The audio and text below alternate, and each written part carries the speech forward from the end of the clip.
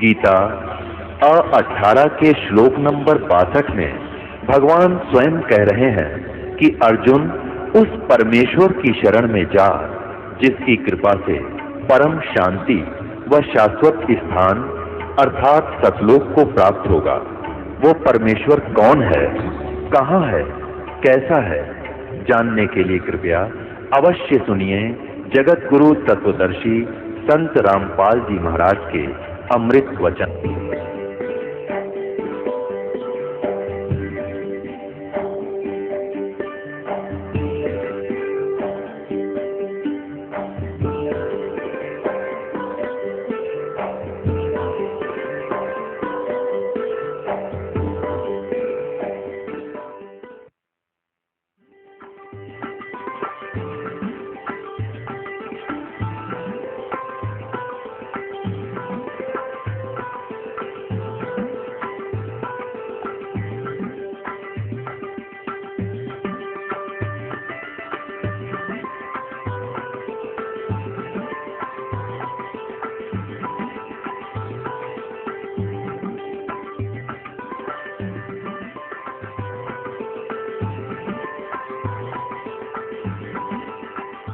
हम सुल्तानी नानक तारे दादू को उपदेश दिया, जात जुलाहा भेद न पाया, काशी माहे कबीर हुआ। वो परमात्मा किन किन अच्छी आत्माओं को मिले? आदरणीय धर्मदास साहेब जी को मिले, आदरणीय मलुकदास साहेब जी को मिले, आदरणीय नानक साहेब जी को मिले, आदरणीय दादू साहेब जी को मिले, आदरणीय गरीबदास साहेब जी गांव छुड़ानी जिला झज्जर हरियाणा वाले को मिले, आदरणीय गीसा संत साहेब खेखड़ा वाले को मिले, उत्तर प्रदेश मेरठ जिला में खेखड़ा गांव है। वो परमात्मा इन महापुरुषों को मिले जो इस दास के नॉलेज में है, और उनको वही ज्ञान दिया जो परमात्मा ने स्वयं आकर के कबीर देव जी ने 600 साल पहले लिखा था, और वही उसी ज्ञान का आज समर्थन हमारे सभी सदग्रंथ कर रहे हैं कि परमात्मा सशरीर है, उसका नाम कबीर है, वो मनुष्य दृश्य है। तो पुण्यात्मा, आज तक हम अपने सदग्रंथों के खजाने से परिचित नहीं हुए, जिस कारण से हम इन अज्ञानी ऋषि महर्षि इनकी दंत कथाओं पर आधारित रहे और भगवान के लाभ से वंचित रहे। हम भिखारी बन गए, हम चोर और जुआरी बन गए। परमात्मा जो सुख देगा, परमात्मा जो आपको बेनिफिट देगा, आपको किसी तरीके से नहीं हो सकता। मान लीजिए कि आपके भाग्य में धन नहीं है और आप चेष्टा करते हो धन कमाने की, तो आप 2 नंबर का काम करोगे। 2 नंबर के काम से या चोरी से, ठगी से, मिलावट से, जो भी तुमने किया, मान लीजिए आपने पैसा इकट्ठा कर भी लिया, आपके भाग्य में तो है नहीं, वो रह नहीं सकता, वो पैसा जाएगा और आपके पास वो केवल पाप पाप रह जाएंगे, धन रहेगा नहीं। जैसे एक व्यक्ति ने बताया कि जी मैं बहुत निकम्मा आदमी था, बहुत ही ज्यादा गलत तरीके से धन कमाया करता था, 2 रुपए के आइटम लाता था, ओरिजिनल कह के बेचता था, 35-35 के 30-30 रुपए की। फिर क्या हुआ कि मेरा पुत्र, इकलौता पुत्र रोग से ग्रस्त हुआ, आसपास के लोकल डॉक्टरों को दिखाया, कोई राहत नहीं मिली, फिर झाड़ फूक वालों का फंस गया, लाखों रुपये खराब किए। अंत में फिर चेक कराया तो उसके दोनों किडनी खराब पाई, कंडम होगी। ऐसे अपने रिश्तेदारों से किसी से किडनी वगैरह डोनेट करवा के 3.5 लाख रुपए, आज से 15 साल पहले की बात, 16 वर्ष पहले की बात है, 3.5 लाख रुपए लगे और वो किडनी बदलवाई, गुर्दा चेंज कराया, लड़का स्वस्थ हो गया, राहत की सांस ली। 6 महीने के बाद वो लड़का बस दुर्घटना में मृत्यु को प्राप्त हो गया। ओए होए, जिस बच्चे के को सुखी देखने के लिए, जिस बच्चे को मैं धनी बनाने के लिए और दुनिया को लूटा करता था, वो लूटा हुआ पैसा भी नहीं रहा और बेटा भी नहीं रहा। अब फिर इस दास ने बताया कि तेरे पास क्या रहा, तेरे पाप कर्म रह गए, वो तना अभी भोगने बाकी है, और वो 2 नंबर से किया हुआ पैसा भी नहीं रहा और वो बेटा भी खो दिया इन पापों के करने से। तो पुण्यात्माओं, आप इस परमेश्वर कबीर जी पर विश्वास करके देखना और कुछ दिन सत साधना करके देखना, आपके भाग्य में ना होगा तो भी परमात्मा आपको देगा। अब कहते हैं जय तुझे धन भी चाहिए तो मेरी साधना कर, इतना धन दे दूंगा तेरे सूत में नहीं आओगा। लेकिन पुण्यात्माओं, आप जी का उद्देश्य धन कमाना ही नहीं होना चाहिए। इस ज्ञान के आधार से आपका मुख्य उद्देश्य ये हो कि मेरी जन्म और मृत्यु का रोग कटे, और जब तक हे भगवान इस काल के लोक में हम रहें और आपकी भक्ति करें, तब तक हमें इतना दीजिए साईं, इतना दीजिए जामे कुटुंब समावे, हम भी भूखे ना रहें, अतिथि ना भूखा जाए। तो ये आपको अवश्य देगा, ये पूर्ण परमात्मा है। आज का जो सत्संग था वो इस विषय पर था कि परमात्मा कैसा है, उसको निराकार बता रहे हैं। सभी सदग्रंथ हमारे जो सभी पवित्र धर्मों के उसको साकार मनुष्य सदृश बता रहे हैं, उसका नाम कबीर बता रहे हैं। अब एक पवित्र धर्म का ग्रंथ जो गुरु ग्रंथ साहिब है सिख धर्म का, तो उसमें भी स्पष्ट लिखा है कि वो परमात्मा कबीर है और शरीर है, वो साकार है।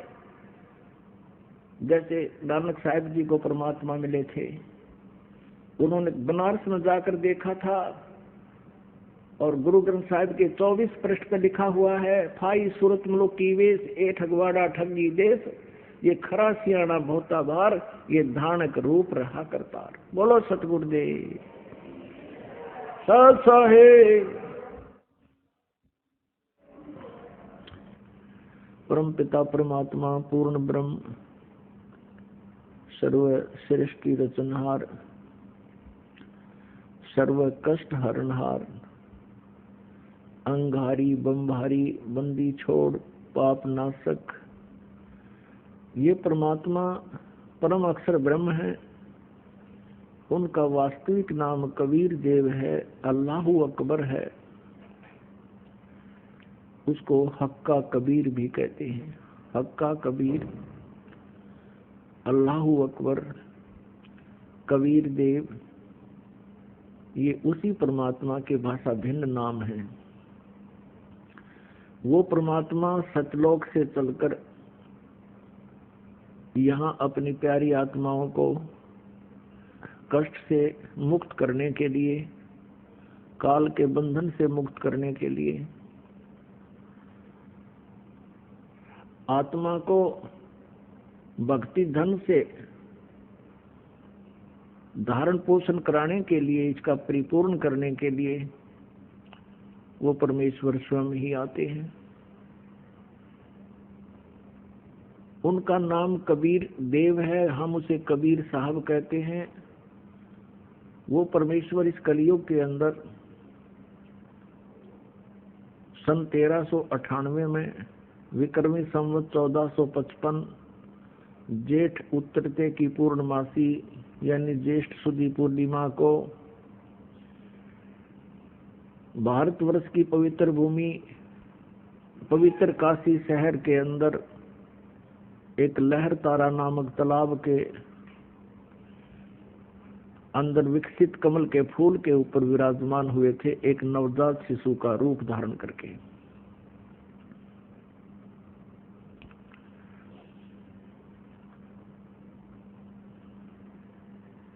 और उनको एक निसंतान जुलाहा दंपति उठा ले गया था।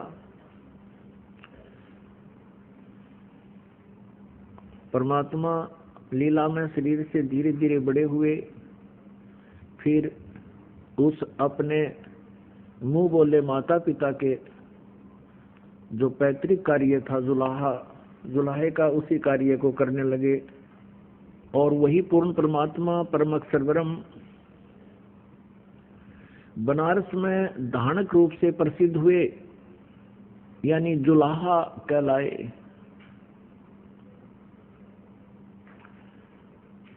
पुण्यात्माओं, आप सभी काल के जाल में फंसे हुए हो। यहाँ का जो मालिक है, यहाँ का जो स्वामी है 21 ब्रह्मांड का, ये काल भगवान है और हम अपनी गलती के कारण इस काल के जाल में फंस गए। हम सभी आत्माएं उस परम अक्षर ब्रह्म की हैं, हम सभी उसके बच्चे हैं। हम उस परमेश्वर के वचन से उत्पन्न हुए हैं, उन्हीं के शरीर से हम बाहर आए हैं और हमें आत्मा का रूप परमात्मा ने ही दिया है। हम परमेश्वर कबीर जी के बच्चे हैं। जैसे किसी माता पिता का कोई संतान, बेटा या बेटी,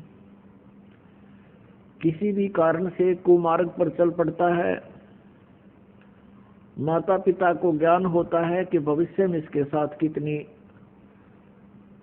आपदाएं आएंगी, इसके ऊपर ये कितना कष्ट उठाएंगे। जिस कारण से वो माता पिता बड़े चिंतित होते हैं और हर संभव प्रयत्न करते हैं किसी प्रकार भी उन बच्चों को फिर से हम सुमार्ग पर लाएं।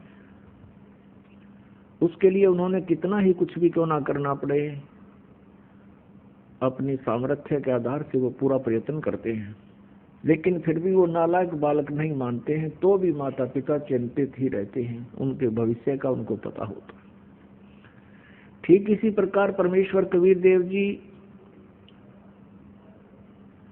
वो पूर्ण परमात्मा हमारे लिए सदा चिंतित रहते हैं कि काल ने इनको यहाँ त्रिगुणमयी माया का नशा करा दिया और इस काल के ब्रह्मांड रूपी कुएं में, इस ब्रह्मांड रूपी कुएं में ये त्रिगुणमयी माया रूपी भांग डाल दी काल ने। और इस भांग के नशे में आप जी सभी के सभी परमात्मा को भूलकर इसी गड्ढे में पड़े हुए हो। परमेश्वर कबीर देव जी कहते हैं, कबीर ये माया अटपटी, सब घट आन अड़ी, और किस किस को समझाऊं, या तक कुआं भांग पड़ी। पुण्यात्माओं, आप जी यहाँ पर जिस वस्तु की डिमांड करते हो, परमात्मा से जो कुछ भी मांगने आते हो, वो क्या मांगते हो? जब तक आपको तत्व ज्ञान नहीं होता तब तक क्या डिमांड करते हो? निसंतान संतान की इच्छा लेकर ही यहाँ आते हैं। और कोई निर्धन है जिसके पास धन नहीं है, वो केवल धन ही मांगने आता है। किसी को कोई बीमारी, कष्ट, रोग या कोई अन्य प्रेत बाधा है, पितृ बाधा है, या देव के कारण कोई कष्ट है, तो उसका निवारण ही लेकर आते हैं, उसकी निवारण की इच्छा ही लेकर आते हैं। पुण्यात्माओं, जिस समय आप जी को ये तत्व ज्ञान समझ में आएगा, तत्व ज्ञान हो जाएगा, उस समय आप ये डिमांड भूल जाओगे। कौन सी डिमांड? नंबर 1 संतान की, और नंबर 2 घने धन प्राप्ति की। तीसरी जो आपकी इच्छा है कि आपके ऊपर कोई प्रेत बाधा है, कोई पितृ बाधा है, कोई देव का प्रकोप है, ये इसका निवारण आपका ठीक है। ये अवश्य, इसके कारण भी यहाँ आने वाले को बहुत लाभ मिलेगा। अब सीधे से शब्दों में ये दास ये कहना चाहता है कि कोई भी प्राणी किसी भी आशा या इच्छा या किसी भी कष्ट या संकट के कारण परमात्मा के दरबार में आ जाते हैं। धन्य है वो प्राणी और धन्य है उनके माता पिता जिनसे जन्म हुआ, क्योंकि यहाँ आने से आपको तत्व ज्ञान होगा, पूरा अध्यात्म ज्ञान हो जाएगा, सभी कर्मों से आप परिचित हो जाओगे और फिर आप जिस इच्छा को लेकर आए हो उन इच्छाओं को भी परमात्मा से पाओगे, वो भी पूर्ति होगी। लेकिन वो कितनी होगी? जो आपके हित में होगी। जो आपके हित में नहीं होगी वो इच्छा आपकी यहाँ पूर्ण नहीं होगी।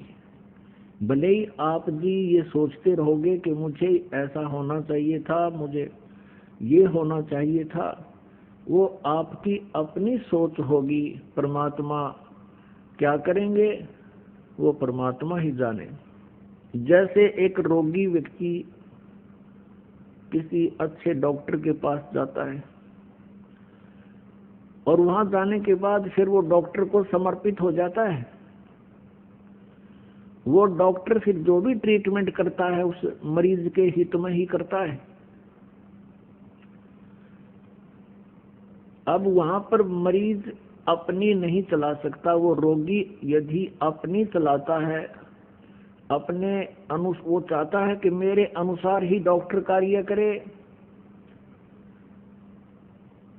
तो डॉक्टर उसकी जायज जो कोई भी होगी इच्छा आवश्यकता उसी को पूरी करेगा, नहीं तो वो अपनी ही क्रियाओं को करेगा, चाहे मरीज को बुरा भी लगे।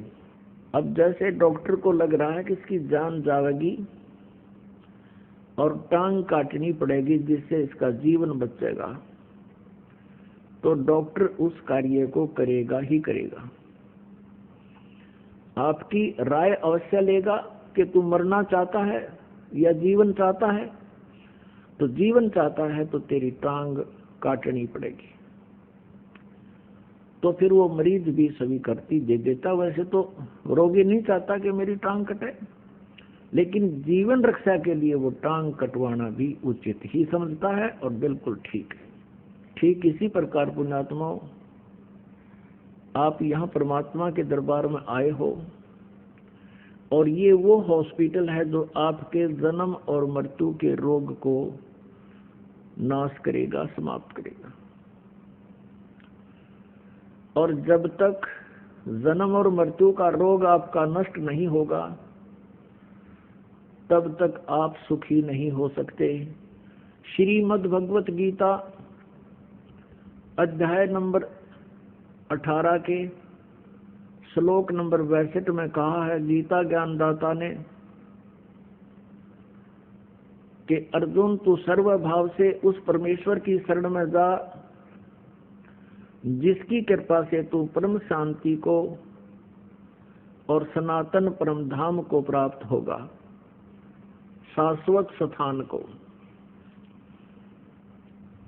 गीता जी अध्याय नंबर 15 के श्लोक नंबर 1 से 4 में कहा है कि पूर्ण परमात्मा के प्राप्ति के लिए तत्वदर्शी संत की आवश्यकता है। गीता जी अध्याय नंबर 4 के श्लोक 34 में कहा है कि उस परमात्म तत्व को यानी तत्व ज्ञान को तू तत्वदर्शी संतों से समझ। गीता जी अध्याय नंबर 15 के श्लोक नंबर 1 में तत्वदर्शी संत की पहचान बताई है कि ऊपर को जड़ और नीचे को तीनों गुण रूपी शाखा वाला ये संसार रूपी उल्टा लटका हुआ एक संसार रूपी वृक्ष समझो, और जो संत इसके सभी विभाग पत्तों सहित बता देगा। स वेदवित, वह वेद के तात्पर्य को जानने वाला है, अर्थात वो तत्वदर्शी संत है।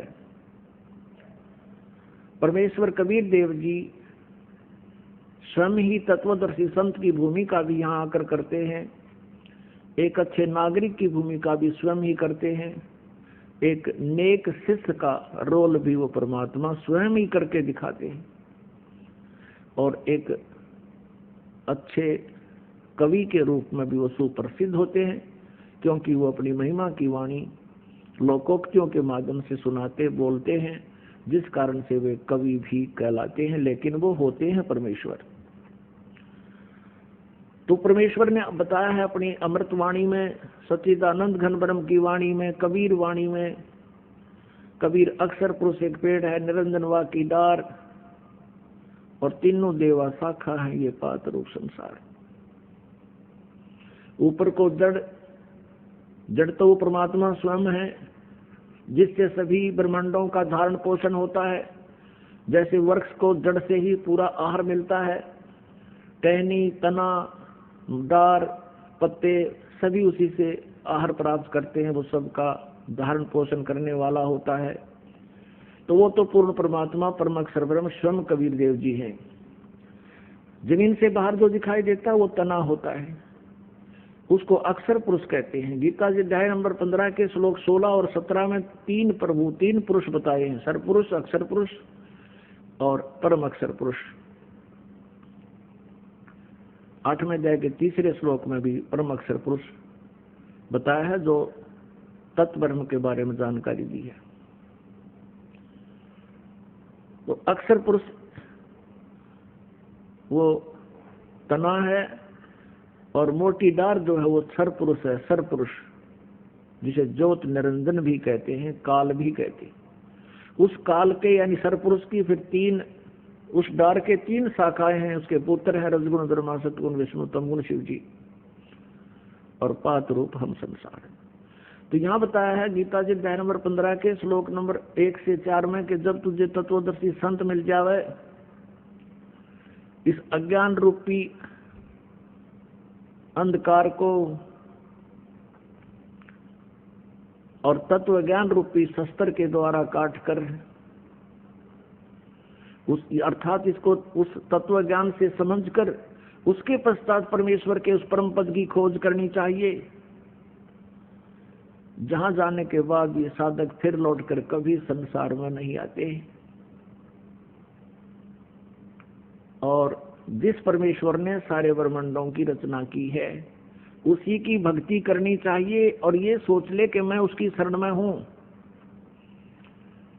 गीता ज्ञानदाता कहता है वो परमेश्वर कोई और है, मुझसे भिन्न है, उसकी जानकारी मैं भी नहीं रखता, तो तत्वदर्शी संत बताएंगे। गीता जी अध्याय नंबर 7 के श्लोक नंबर 29 में कहा कि तत्व ब्रह्म, गीता जी अध्याय नंबर 7 के श्लोक 29 में कहा है कि मेरे इस ज्ञान को आश्रित करके, इस आश्रय करके, यानी मैं जो कह रहा हूं कि तत्वदर्शी संत की खोज करो, वो जो ज्ञान बताओ फिर उसे सुनो। और जो जरा और मरण से छूटने का प्रयत्न करते हैं, वे तत्व ब्रह्म से, पूरे आध्यात्मिक ज्ञान से यानी तत्व ज्ञान से और सभी प्रकार के कर्मों से वो परिचित होते हैं, वही जरा और मरण से छूटने का प्रयत्न करते हैं। इस संसार की किसी भी वस्तु की डिमांड नहीं रखते। गीता जी अध्याय नंबर 8 के श्लोक नंबर 1 में अर्जुन ने पूछा, हे प्रभु, आपने जो 7वें अध्याय के 29वें श्लोक में जिस तत्व ब्रह्म की जानकारी बताई है कि उसको जानकर और फिर अध्यात्म ज्ञान से परिचित व्यक्ति जरा और मरण से ही छूटने का, जरा माने वृद्ध अवस्था, बुढ़ापा का दुख, और मरण माने मृत्यु, के जो जरा और मरण से छूटने का ही प्रयत्न करते हैं, वो उस तत्व ब्रह्म को जान चुके होते हैं, यहाँ की किसी वस्तु की इच्छा नहीं करते। 8वें अध्याय के 1 श्लोक में पूछा है, फिर किम तत्व ब्रह्म, वो तत्व ब्रह्म क्या है? ऐसी अनमोल वस्तु क्या है वो तत्व ब्रह्म जो गीता ज्ञानदाता से भी अन्य है। तब गीता ज्ञानदाता ने 8वें अध्याय के 3 श्लोक में कहा कि वो परम अक्षर ब्रह्म है।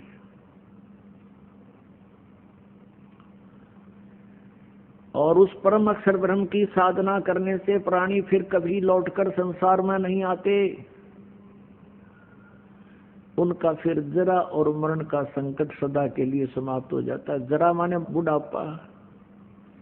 पुण्यात्माओं, जब तक ये जीव किसी कष्ट को महसूस नहीं करता तब तक ये किसी के कहने से भी मानता नहीं, और जब इसके ऊपर आपदा आ जाती है फिर ये चिल्लाता फिरता है।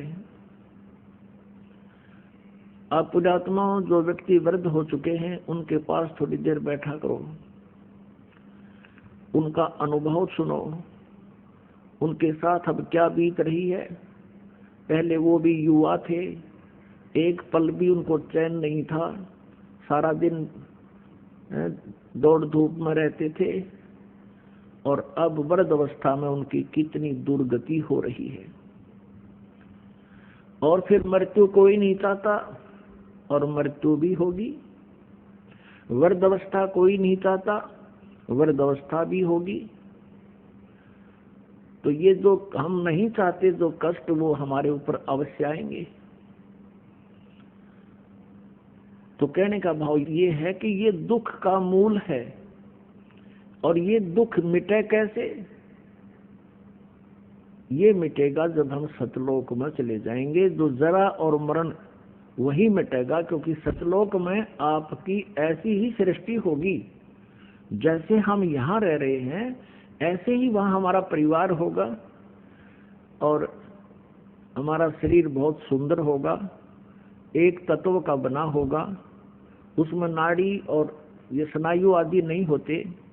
शुक्रम अकायम असनाविरम होता है, यानी माता पिता के संयोग से बना हुआ, उस शुक्र से नहीं, वहाँ पर वचन से सृष्टि बनती है, जन्म अपना परिवार बनता है। और वहाँ ना वृद्ध अवस्था आती है कभी, और ना मृत्यु होती है। यहाँ इस पृथ्वी पर आप कितना ही बड़ा व्यवसाय बना लीजिए, और कितनी बड़ी कोठी बना लीजिए, और कितना ही बैंक बैलेंस बना लीजिए, आपके साथ वो धोखा है। आप उसको अपने साथ ले जा नहीं सकते, आप उसको भोग नहीं सकते। तो फिर सारा जीवन बर्बाद करने का औचित्य क्या है आपका? मूर्खता, अज्ञानता, तत्वज्ञानहीनता। और जब आपको तत्वज्ञान हो जाएगा फिर आप परमात्मा से एक ही प्रार्थना किया करोगे, हे परमेश्वर हमारा पीछा छुटवाओ, हमारी जन्म और मृत्यु सदा के लिए नष्ट करो। हे प्रभु, कहीं फिर से जन्म ना हो जावे। और मान लीजिए आपका, क्योंकि हम यही रहना चाहते हैं, हम मृत्यु नहीं चाहते, कंपलसरी होगी वह तो बाई फोर्स होगी, लेकिन उस समय भी इच्छा रह जाएगी किसी ना किसी वस्तु में, तो फिर हम दोबारा फिर जन्म होगा। जहां आशा ताबासा होवे, और मन कर्म वचन सुमरियो सोए। अब जहां आपकी आशा रह जाएगी वहीं आपकी फिर दोबारा जन्म हो जाएगा। तो यहाँ परमात्मा हमें क्या बताना चाहते हैं कि जैसे आपके ऊपर कोई किसी प्रकार का भी कष्ट है, जैसे कोई प्रारब्ध में आपका दुख आ गया है और जिससे आप परेशान हो, आप यहाँ आ गए हो, परमात्मा अपने हिसाब से आपका वो बाधा दूर करेगा। ये वो समर्थ परमात्मा है, आपको एक सेकंड में सब सुख दे सकता है। लेकिन हमारी आदत खराब है कि हम सुखी होते ही भगवान भूल जाते हैं, और जब हमारे ऊपर आपदाएं आती हैं फिर हम भगवान की खोज करते हैं। हमारी आदत बन गई है झाड़े फूंक करवाने की। हम हैबिचुअल हो गए हैं कि किसी पर कोई कष्ट हुआ, किसी ने जाके झाड़ा लगा दिया, बस झाड़ा लाने वाले को दे दिए 100 रुपये जो उसने मांगे, कुछ राहत मिल गई तो अच्छा है, नहीं तो वो अपने खुश हम अपने खुश, बस इतना काम है। लेकिन यहाँ ऐसा नहीं है। यहाँ आपका वो दीर्घ रोग काटा जाएगा जिसके लिए आपको रेगुलर ट्रीटमेंट की आवश्यकता पड़ेगी। और परमात्मा के दरबार में आने से जो इच्छाएं आपकी हैं वो तो सबतः पूर्ण होंगी। जैसे किसान गेहूं बीजता है, अपने आत्माओं आप इस तत्व ज्ञान से परिचित होजिए, इसलिए आपको रह रह कर बुलाया जाता है ताकि आपको इस ज्ञान से पूर्ण रूप से परिचित कराएं और आप फिर परमात्मा में रुचि रखें और विचलित ना हो। इसलिए आप जी को यहाँ बार बार बुलाया जाता है। अब परमात्मा के दरबार में आने से आपकी जो, जैसे किसान गेहूं बीजता है, उस किसान का गेहूं बीजने का उद्देश्य क्या होता है?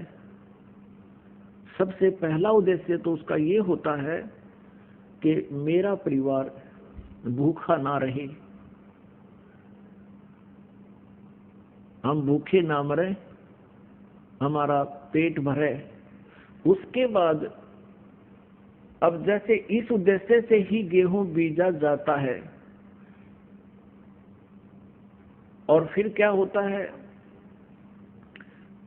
अब गेहूं बीज दिया तो सबसे पहले उसका तना उत्पन्न होता है, फिर उसके बाली आती है और बाली में फिर गेहूं होते हैं। पहले पौधा उगता है, तो जो पौधा होता है वो भूस बनता है, और बाली में जो गेहूं होते हैं वो जीवनदाता अन्न होता है। तो पुण्यात्माओं, ये परमात्मा कबीर जी की जो साधना भक्ति आपको दी जाएगी, ये आपको ऐसी होगी जैसे गेहूं बीजना उद्देश्य किसान का अपने परिवार का पोषण था, और उसमें भूस तो अपने आप ही बन गया। उस भूस की उसको आवश्यकता ना थी तो भी बन गया। तो पुण्यात्माओं, जो इच्छाएं आप इधर उधर लिए फिरते थे महापुरुषों के पास, संतों के पास, और वो आपकी भी पूर्ण नहीं हो पा रही थी, ना हो सकती थी, क्योंकि वो संत जिस परमेश्वर की भक्ति करते हैं, जिन देवताओं की साधना करते हैं, वो संत, वो भगवान, उनके देवता आपके प्रारब्ध में परिवर्तन नहीं कर सकते, आपके ऊपर आने वाले संकट का निवारण नहीं कर सकते। और आप वहाँ धनी बनने के लिए जाते थे या किसी कष्ट निवारण के लिए जाते थे, वहाँ आपको कोई लाभ नहीं हुआ और ना ही होना था। तो जैसे किसान का उद्देश्य गेहूं बीजना अपने परिवार का पोषण था, और भूस का कमरा वैसे ही भर गया, जिसकी उसको इच्छा नहीं थी लेकिन तो भी मिल गया।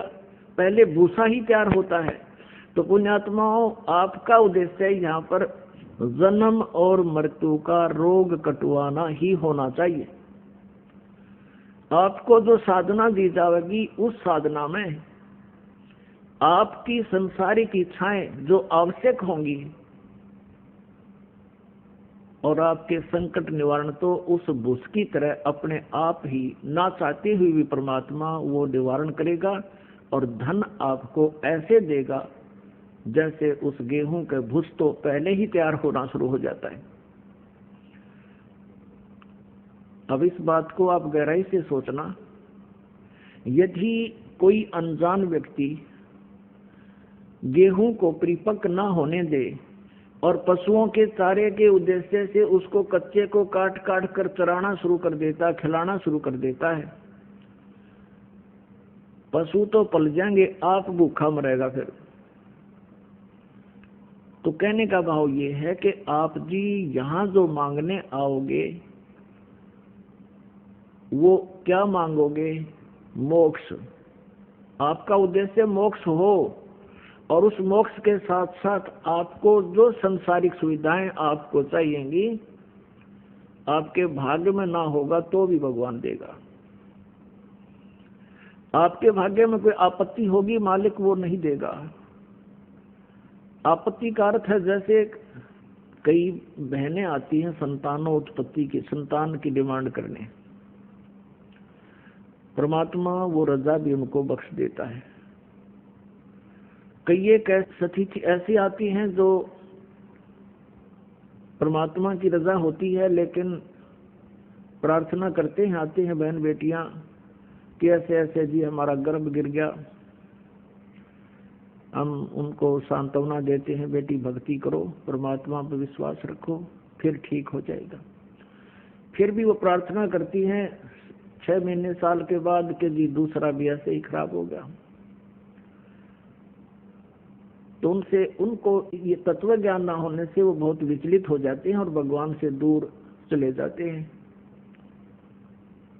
और मान लीजिए वहां उनको कृपा हो भी जा, कोई संतान उसके ठीक ठाक उत्पन्न होगी और वो संतान उसकी दुश्मन हो जाए आगे चल के।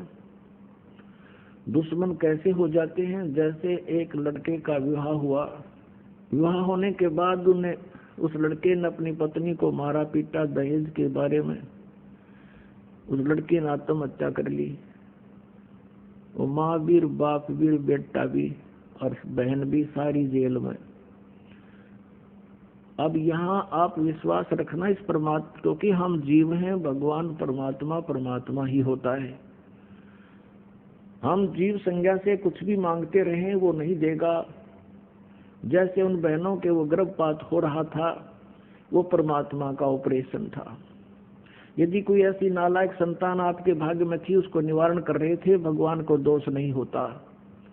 वो अपने हिसाब से उनको उनका जीवन संस्कार आपके संस्कार से काट रहे थे, समाप्त कर रहे थे। पुण्यात्माओं, आप जी भगवान के बारे में और आध्यात्मिक ज्ञान के बारे में बिल्कुल माइनस है, माइनस। अभी तक जो भी ज्ञान हमें प्राप्त हुआ वो अज्ञान से भर रखा है हमारे को।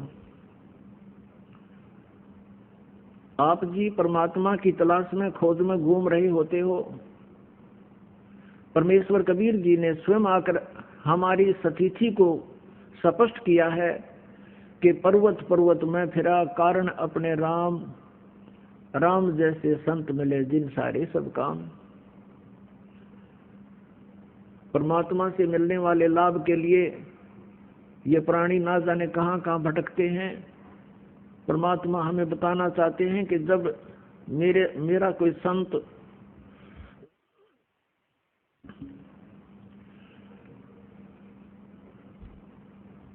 मेरे संत की शरण में जब आ जाते हैं तो उनके सभी कार्य शुरू हो जाते हैं, सिद्ध हो जाते हैं, प्रारंभ हो जाते हैं उनके। धीरे धीरे सारे कार्य, सब कार्य सिद्ध हो जाते हैं।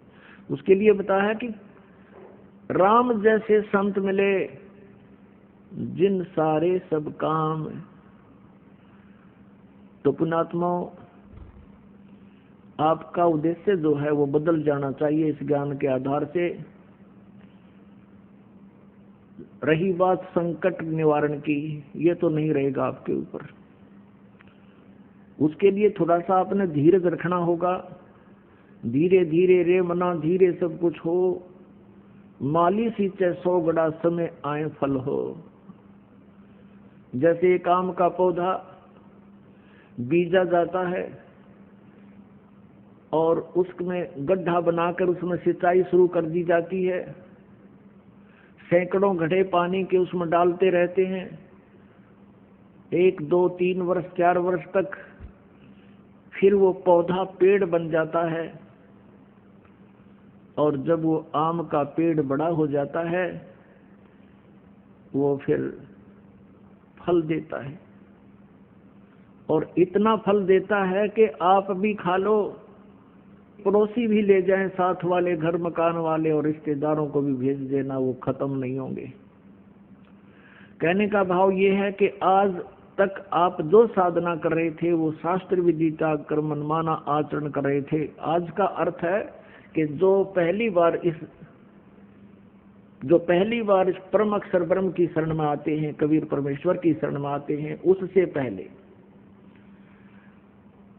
और वो साधना क्या थी? आप जी ने जैसे किसी भी संत पंथ से उपदेश लेकर नाम जाप कर रहे थे, भक्ति कर रहे थे, वो बबूल बो रखी थी, किक्कर बो रखी थी। और उन अज्ञानियों ने आपको बता रखा था कि ये आम का पेड़ है। आप जी उसकी सिंचाई कर रहे थे, अर्थात पूजा कर रहे थे, काल की पूजा कर रहे थे, उस किक्कर की, बबूल की पूजा कर रहे थे। आम जानकर, यानी वो दयालु भगवान जानकर तुम काल की पूजा कर रहे थे। काल की पूजा कौन कौन सी है? ये पांचों नाम काल के जानो, जो राधा स्वामी पंथ में, जय गुरुदेव पंथ में जो प्रचलित है, ये पांचों नाम काल के जानो। तीनों देवा काल हैं, ये ब्रह्मा विष्णु महेश, भूले चूके समझियो सबका हु आदेश। क्योंकि श्री ब्रह्मा जी, श्री विष्णु जी, श्री शिव जी ये काल के पुत्र हैं, और यही तीनों इस काल के पूरी व्यवस्था को संभाले हुए हैं। इनकी पूजा करने वाला भी काल के ही जाल में रहेगा, इनसे बाहर नहीं हो सकता। अन्य जितने भी देवी देवताएं आप पूजते हो, ये सब काल के अंतर्गत हैं। सुर नर मुनिजन 33 करोड़ी, बंदे सभी काल की डोरी। अब आप किसकी पूजाएं कर रहे थे? जो कोई ब्रह्म पूजा करता है, ओम नाम को सुप्रीम मान बैठा है, वो सीधा ही काल के टक्कर में जा रहा है, वो काल का पुजारी है। अब हमने दयाल की पूजा करनी है। परम अक्षर ब्रह्म की पूजा छोड़कर जो भी साधनाएं आप करते थे, आपने बबूल बो रखे थे। और जो कबीर पंथी है, नकली बने हुए हैं कबीर पंथी, ये भी अन्य ही नाम देते हैं, उनके पास सच साधना नहीं है। वो भी कबीर परमेश्वर की आड़ में आपको बबूल का बीज दिए हुए हैं, और आपने वो किक्कर बीज रखी है। सतनाम की साधना के बिना सभी जितनी भी साधनाएं हैं वो सब बबूल है, यानी काल की साधनाएं हैं।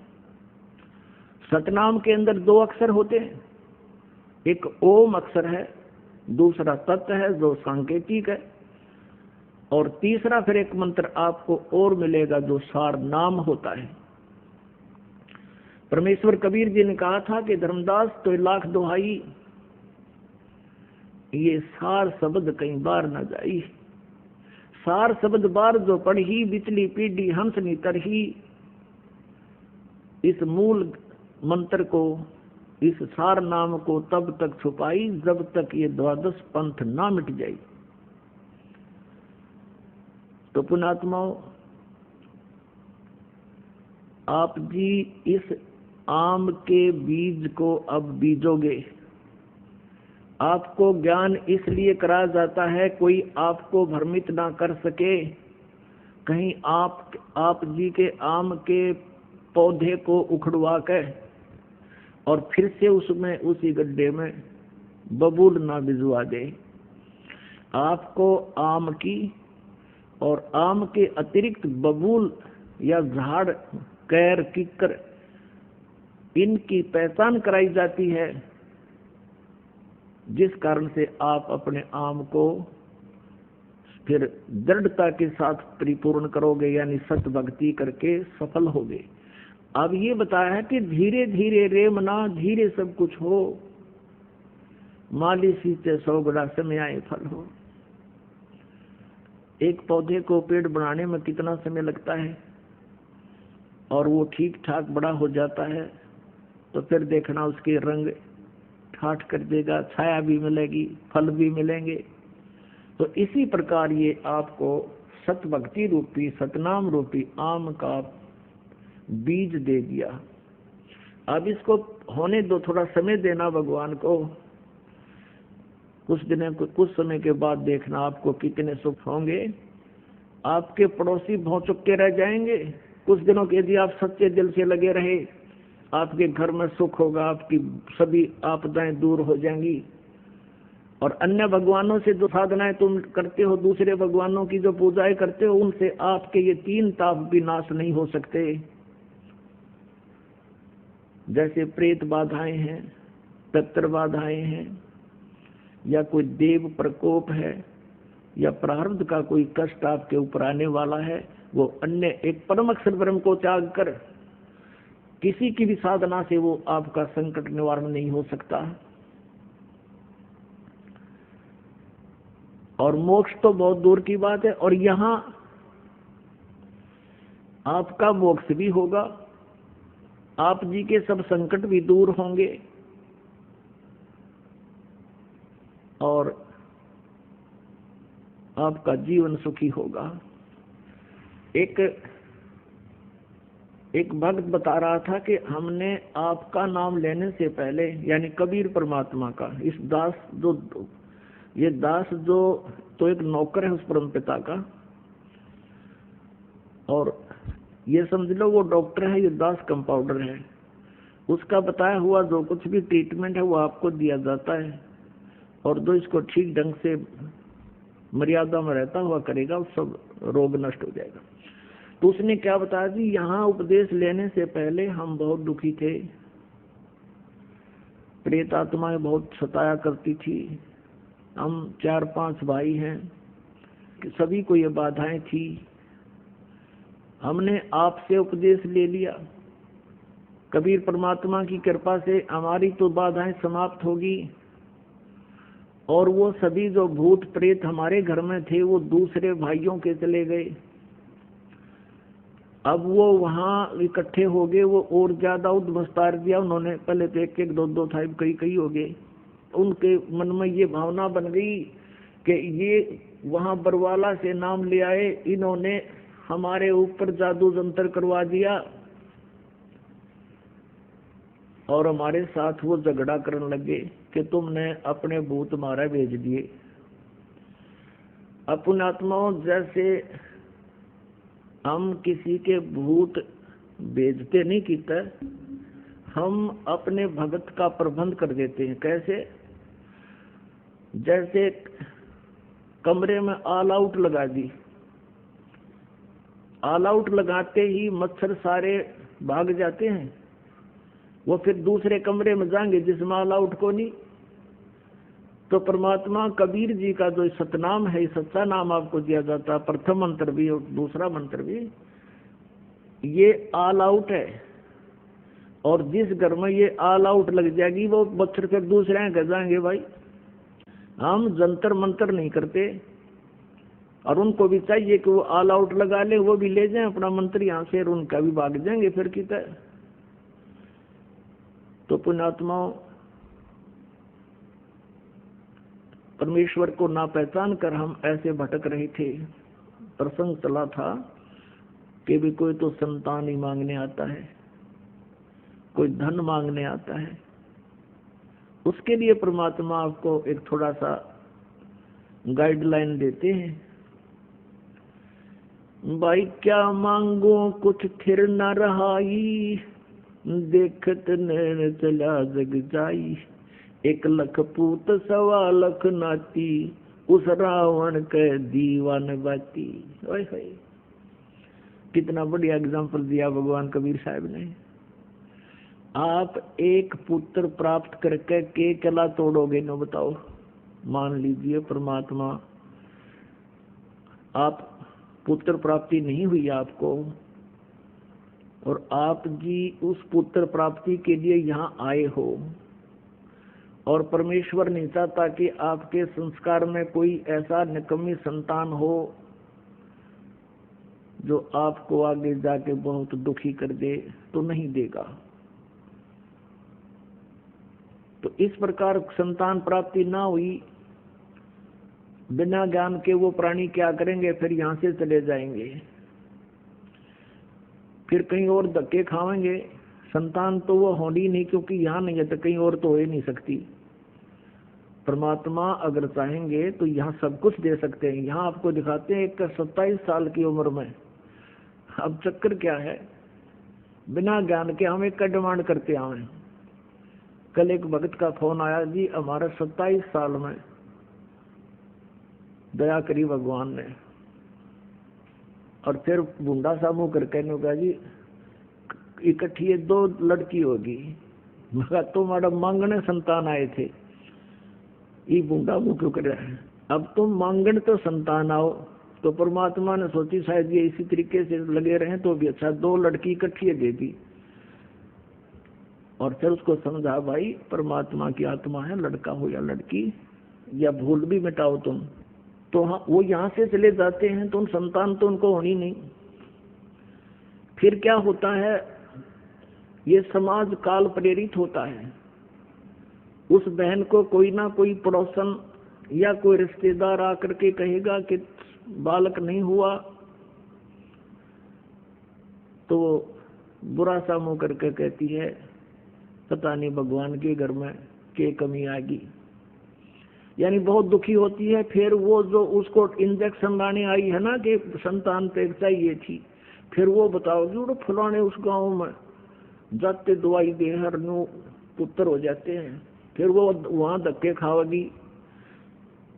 तो पुण्यात्मा अंत में वो बहन मृत्यु को प्राप्त हो जाती है, संतान नहीं होती। इस काल के जाल को समझना। फिर वो क्या बनाता है ये काल, क्योंकि उसकी इच्छा यही होती है कि मेरे संतान होती, मेरी इज्जत हो जाती, इस तरह। फिर उसको क्या बनाता है ये काल, भगवान अगले जन्म में उसको कुतिया की योनि में भेज देता है और फिर कहता है ले अब पूरी कसर काट ले अपने संतान उत्पन्न करने की। 8 एक के टाइम में जमेगी और अगले जन्म में फिर सूर्य बनावेगा, 12 इकट्ठे उत्पन्न करेगी, ले छकले तू उत्पन्न करके। तो पुण्यात्माओं परमात्मा के इस ज्ञान को समझना चाहिए, आधा संकट दूर हो जाएगा आपका, जो बेमतलब की टेंशन बनाए फिरते हैं यहाँ पर। परमात्मा कहते हैं क्या मांगो कुछ स्थिर ना रहाई, और देखत नैन चला जग जाई। 1 लाख पूत 1.25 लाख नाती, उस रावण का आज दीवान बाती। 1 लाख पुत्र थे रावण का, लंकापति रावण, लंका का राजा रावण, और वो 1 लाख भी मर गए। आज उस रावण का कोई दीवा लगाने वाला शेष नहीं बचा। और यदि आप जी 1 पुत्र ही प्राप्त करके और उसी उद्देश्य से सब कुछ मान रहे हो, तो ये आपकी तत्व ज्ञानहीनता और काल का प्रभाव जानो। फिर भी परमात्मा चाहेगा तो आपकी ये समस्या भी हल होगी। फिर क्या बताते हैं,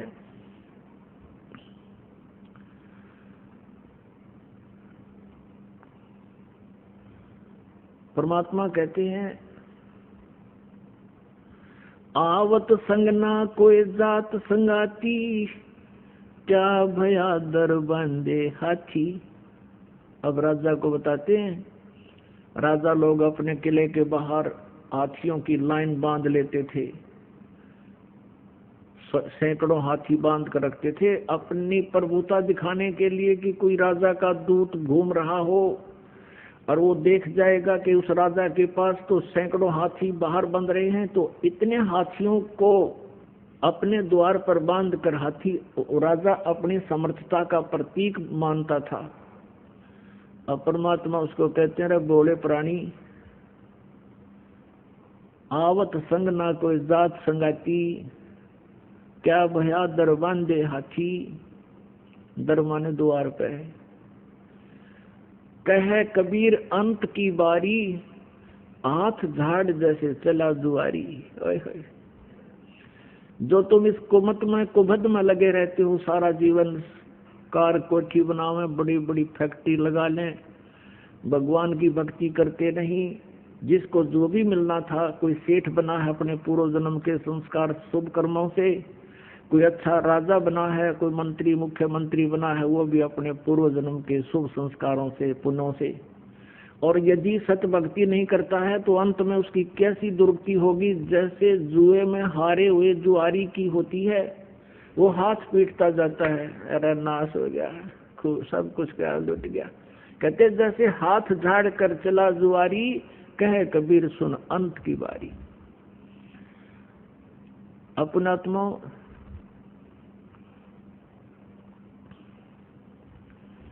कबीर परमेश्वर जी की डिक्शनरी में इम्पॉसिबल वर्ड नहीं है। ये वो समर्थ परमात्मा है, इसके शब्दकोश में असंभव शब्द नहीं है। अब बात यहाँ आती है, साहेब के दरबार में कमी काहे की ना, अंसा मौज नहीं पावता है तेरी चूक चाकरी माँ। इस सच्चे दरबार में कबीर परमात्मा की शरण में कमी काहे की ना, किसी प्रकार का भी अभाव आपको नहीं रहेगा जो आपके लिए आवश्यक होगा। और आप जी को वो प्राप्त नहीं हो पा रहा है, परमात्मा आप पर रजा नहीं बख्श रहे हैं, तो आपकी चूक चाकरी में, आपकी कोई सेवा में, आपकी श्रद्धा में कोई चूक है, उसको सेट करो और फिर देखना कैसे। कई भोले व्यक्ति क्या कहते हैं, जी आपने जोत बोला था, मैंने जोत भी चढ़ा दी, आप जी ने पाठ के लिए कहा था, मैंने पाठ भी करा दिया, और मुझे कुछ भी लाभ नहीं हुआ। पुण्यात्माओं, ये तो हो नहीं सकता कि कुछ भी लाभ ना हो, ये तो वो कहेगा तो भी हम नहीं मान सकते। उसके कारण ये हो सकता है कि उसमें कोई मर्यादाहीनता हो, वो दूसरी बात है। फिर भी आप जी ने जैसे परमात्मा की साधना शुरू की है, कई भक्त कहते हैं हमने सतनाम भी प्राप्त हो गया है, हमने 8-9 महीने भक्ति करते भी हो गए हैं, कोई विशेष सा लाभ नहीं महसूस हो रहा। तो पुण्यात्माओं, अभी आपको बता, धीरे धीरे रे मना, धीरे सब कुछ हो, माली सींचे 100 गड़ा, समय आए फल हो।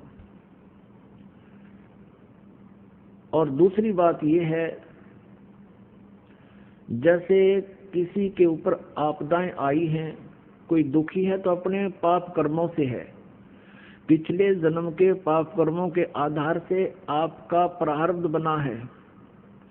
वो प्रारब्ध के दुख, वो पापों का जो संकट आपके ऊपर मंडरा रहा है, आपको परेशान कर रहा है, तो उसके लिए आपको ये साधना बताई गई है, भक्ति प्रारंभ कीजिए, आप करते रहिए। जितनी भक्ति, दान, धर्म, सेवा और ये आप बढ़ाते चले जाओगे, उतना ही आपको राहत मिलती चली जाएगी।